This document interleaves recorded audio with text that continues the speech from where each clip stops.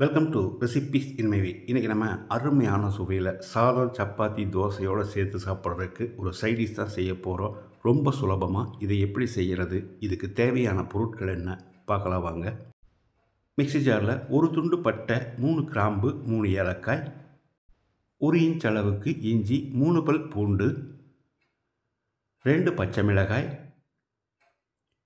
கொஞ்சமாக புதினா இலை, அதே அளவுக்கு மல்லி இலை, 2 டேபிள் ஸ்பூன் அளவுக்கு முந்திரி, 1/4 கப் அளவுக்கு தண்ணி சேர்த்து பேஸ்ட்டாக அரைச்சி எடுத்துக்கலாம். பேனில் 2 டேபிள் ஸ்பூன் எண்ணெய் ஊற்றிக்கலாம். 1/2 டீஸ்பூன் கடுகு,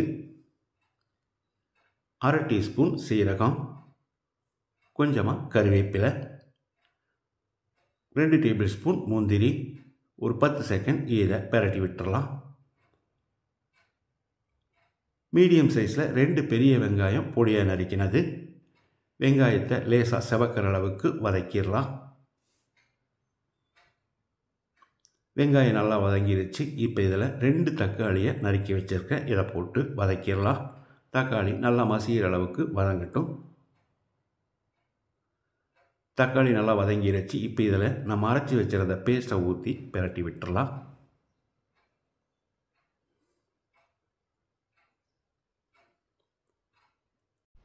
இப்போ இதோட 2 டீஸ்பூன் மல்லித்தூள் சேர்த்துக்கலாம். 1 டீஸ்பூன் உப்பு, பத்தலைனா மறுபடி கூட போட்டுக்கலாம். இந்த மசாலாவோட பச்சை வாசனை போகிற அளவுக்கு ஒரு 2 நிமிஷம் நல்லா வதக்கி விடணும். பச்சை வாசனை போகிற அளவுக்கு வதங்கிடுச்சு.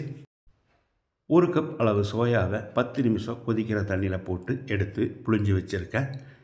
இப்போ இதை இந்த மாதிரி உதிர்த்து விட்டுக்கலாம்.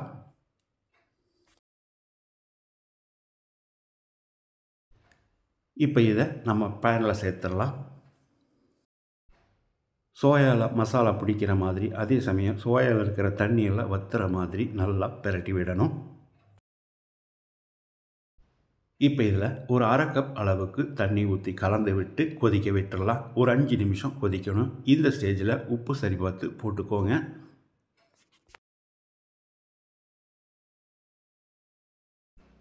அஞ்சு நிமிஷம் கொதித்து வந்த பிறகு பொடியாக நறுக்கின மல்லி இலையை போட்டு கலந்து விட்டு இறக்கிடலாம்.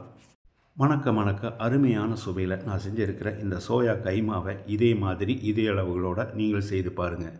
இந்த வீடியோ பிடிச்சிருந்தால் லைக் பண்ணுங்கள், கமெண்ட் பண்ணுங்கள், ஷேர் பண்ணுங்கள்.